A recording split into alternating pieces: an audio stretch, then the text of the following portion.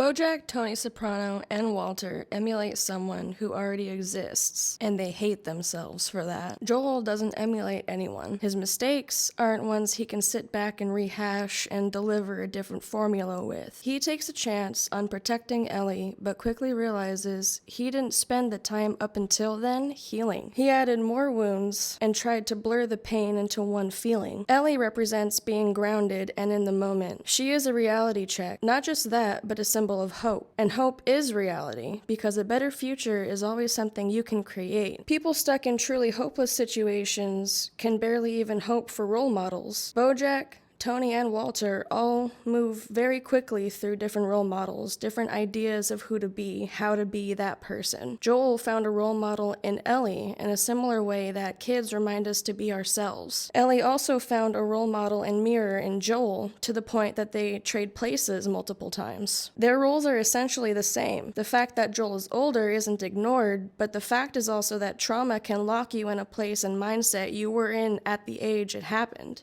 Joel isn't a creep or disrespectful towards Ellie, but he does imprint on her as a daughter. She accepts him as her caretaker, and then those roles reverse. Joel is healing, which means all the damage done by the years of living through trauma comes back, karmically and physically. Joel is neither good nor evil. He adapts, he survives, he does what he knows is best in the moment. It's easy to sit and make the bare minimum amount of choices. There's a prominent philosophy taking hold in people regarding visible moral righteousness that disregards good faith mistakes. There's the assumption that anything or anyone that doesn't work in our favor is out of malicious intent instead of sheer stupidity, human error. Joel is not evil, he is selfish. Selfish in the face of the kind of self-preservation that has led to the downfall of humanity. No human but humanity is to blame for the fungus that spreads. It evolved from global warming. Selfish after living through the end of a society that sacrificed his innocent daughter to preserve itself. If the Fireflies were motivated at all by science, they would make sure to preserve her. Primitive minds with primitive behaviors in modern clothing who think they're acting like saviors of humanity by throwing us back thousands of years. There is not good or bad, nor morality nor justice. There is courage and there is fear. There is the bravery disrespected by those who play it safe. When selfishness is motivated by love, it is a virtue. Morality is abused in the name of self-preservation. What good is someone who does not know themselves, what they offer, and how their life is enriched by that exploration? Joel didn't let anyone tell him anything besides Ellie. The last time he did, his daughter died. He learned how to trust himself, so he knew better than to let the Fireflies behave in the same culty way as the people he dealt with before.